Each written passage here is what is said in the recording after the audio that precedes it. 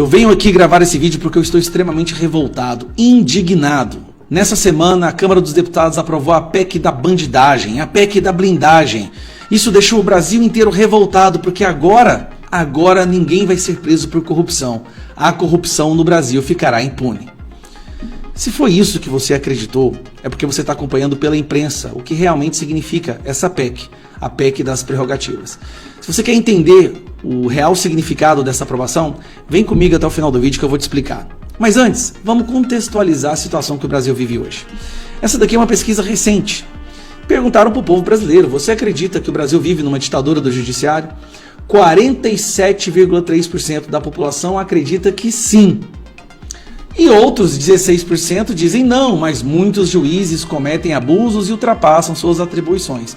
Então, se você somar isso aqui, você tem a esmagadora maioria, mais de 60%, que entende que o Judiciário do Brasil, ou o STF, hoje se tornou um problema. Para reforçar esse contexto, vamos agora ver uma outra pesquisa. Essa pesquisa daqui. Na sua opinião, quais são as principais ameaças à democracia no Brasil? Isso aqui é da Atlas Intel, tá? Para 42,8%, a principal ameaça à democracia do Brasil se chama judiciário, entenda-se STF. Em segundo lugar, o governo Lula, com 38,8%. Então, o primeiro e o segundo colocado, olha só, judiciário, governo, e aí então é que vem o Congresso.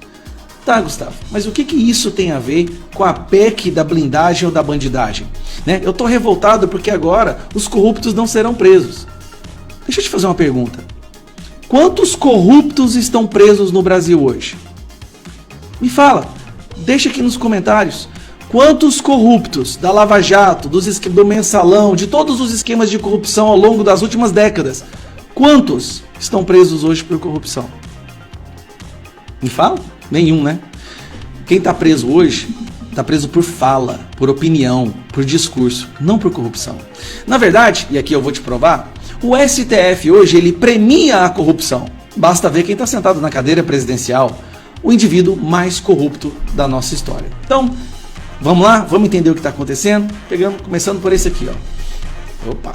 STF confirma a anulação de condenações da Lava Jato contra Lula. Não só contra Lula, contra todos os que haviam sido condenados na Lava Jato, e o Dias Toffoli ainda anulou todas as multas. Continuando, decisão do STF encerra ciclo da Lava Jato e valida discursos de Lula. Um artigo do Russo, o STF legalizou a corrupção. Preste atenção, a corrupção no Brasil, ela não é um problema porque o STF não prende. Ela é um problema porque o STF a protege. E o STF quer que as pessoas pratiquem corrupção. E eu vou te explicar isso aí, tá? Mas para a gente entender a parte contextualizada, né? Vamos lá.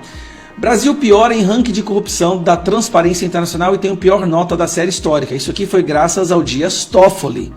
Sabe por quê? Porque o Dias Toffoli anulou todas as multas impostas na Lava Jato.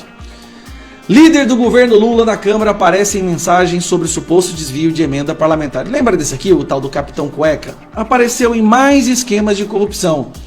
Você não viu uma investigação ou um inquérito aberto contra ele, viu? Zero. Sabe por quê? Ele está blindado. Existe hoje um consórcio entre a STF e o PT e o governo. Então o governo e o PT eles podem praticar corrupção sem problema, que nada acontece com eles. Você ficou sabendo de algum inquérito aberto para investigar essa emenda do Boulos na ONGs de marmitas fantasma, que ele enviou dinheiro para uma ONG que não tinha nada, nunca foi distribuído marmita nenhuma?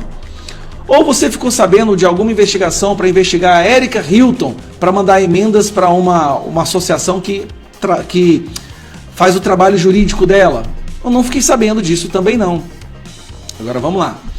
O STF não só institucionalizou a corrupção no Brasil, como ele também facilita para os traficantes. Você está sabendo de algum traficante que foi preso aí nos últimos anos? Porque o que eu sei é que todos os traficantes estão sendo liberados. Bom, estamos contextualizados até aqui, certo? O STF não prende ninguém por corrupção. Mas então o que ele faz? Por que a população fica vendo fica falando em ditadura do judiciário e o STF é um risco para a nossa democracia? E aqui vai o ponto.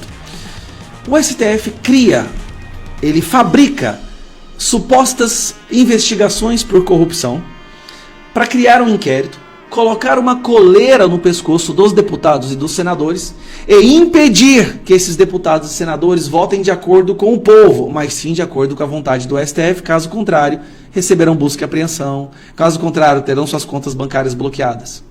O que nós estamos vivendo hoje no Brasil é a dissolução. O Congresso foi dissolvido e os mandatários, os parlamentares, estão sendo transformados em reféns de inquéritos ilegais criados pela nossa Suprema Corte para controlarem a representatividade democrática do Brasil. Sabe o que é isso? Isso se chama golpe.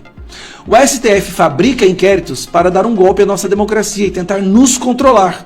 Por exemplo, vários projetos são apresentados no Congresso e apreciados não porque os congressistas querem, mas é porque senão o STF vai começar a fazer as ligações, ameaças, intimidações. Ó, tem um inquérito seu aqui, se você não votar do jeito que eu quero, vai dar problema. Isso tem que acabar. Essa votação da PEC das prerrogativas, ela foi o primeiro verdadeiro passo dado em direção a resgatar a democracia. Parece exagero, mas não é. Primeiro, tenha certeza, o STF não prende por corrupção. O STF premia a corrupção. Tanto é que se a gente for pegar os partidos que votaram contra essa PEC, são os mais corruptos do Brasil. Os que mais têm casos de corrupção saindo da imprensa, mas são todos blindados. Eles sim são blindados. A situação do Brasil hoje blinda os partidos do governo, os partidos de esquerda.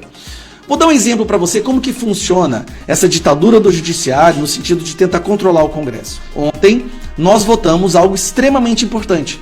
Nós votamos a urgência da anistia. Votamos a urgência da anistia e imediatamente, olha o que acontece.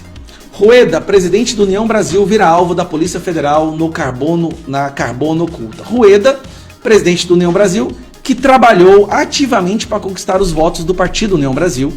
No dia seguinte, o STF, a mando do Alexandre de Moraes e do pessoal do STF, abre um inquérito e coloca ele numa investigação. No dia seguinte. Então, todos os parlamentares, sabendo do desgaste, e a gente sabia, haveria um desgaste gigantesco porque a imprensa vai manipular a opinião pública para passar a mensagem de que esses parlamentares votaram para se proteger e poderem continuar na corrupção. Não.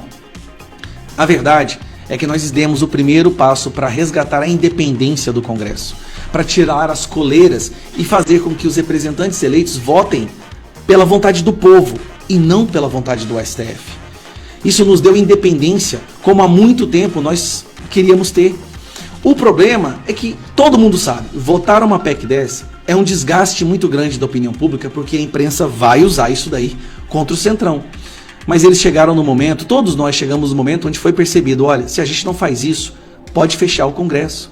Se a gente aprova uma coisa, o STF derruba. O IOF, nós derrubamos o IOF do Lula, no dia seguinte o Congresso foi lá e derrubou. E derrubou, sabe por quê? Porque ele sabe que não haveria reação do Congresso, caso contrário, ligação, inquérito, busca e apreensão, bloqueio de contas. Você está ouvindo de mim o único deputado do Brasil que não usa emendas.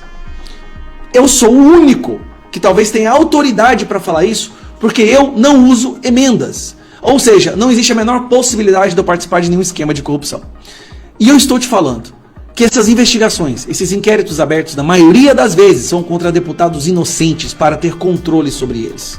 Eu posso te garantir que a probabilidade deste cidadão Rueda não ter cometido nada de errado é muito maior do que essa investigação ser uma investigação séria que quer averiguar algum ato ilícito que ele possa ter cometido. Não.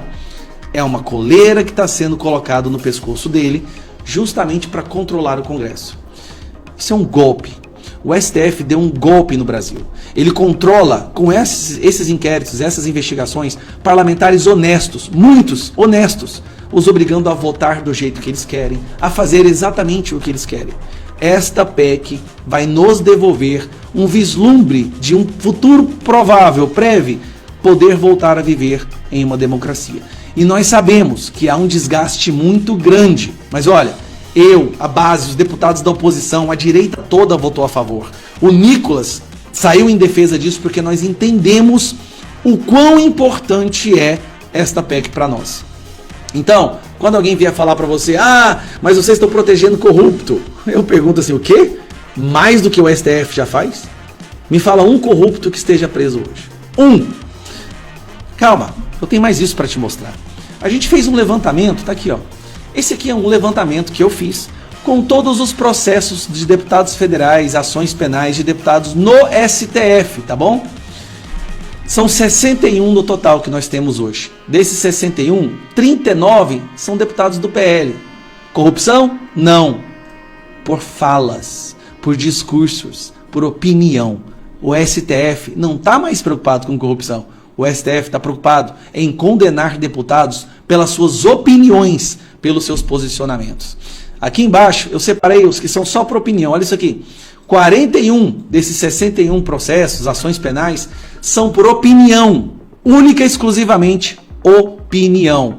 Então, foi longo demais o vídeo, mas isso precisa ser explicado.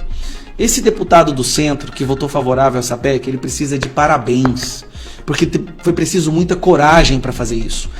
É um voto que vem com muito desgaste, mas que o Brasil tem que entender, vai nos devolver um pouquinho de democracia, de independência para os parlamentares. Que inclusive o texto original está na Constituição original, porque os primeiros autores sabiam que um dia o judiciário poderia extrapolar os seus limites e seria necessário para que a Casa dos Deputados e dos Senadores pudessem se defender de um judiciário autoritário. Exatamente o que está acontecendo agora.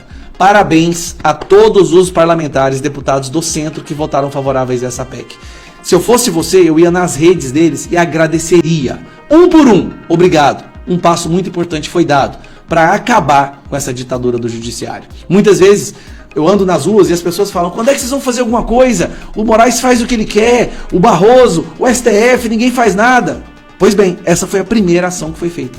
A ação de criar uma cortina, uma blindagem contra o autoritarismo dos ministros que hoje ocupam o Supremo Tribunal Federal. Obrigado por nos acompanhar.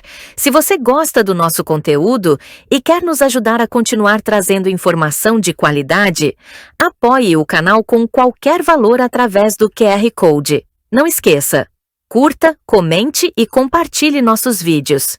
Isso faz toda a diferença. E o melhor, torne-se membro assinante do canal. Por apenas R$ 15,99 por mês, você tem acesso exclusivo às notícias mais recentes da atualidade e ainda fortalece o nosso trabalho. Assine agora e fique sempre um passo à frente, recebendo informação antes de todo mundo. Contamos com você!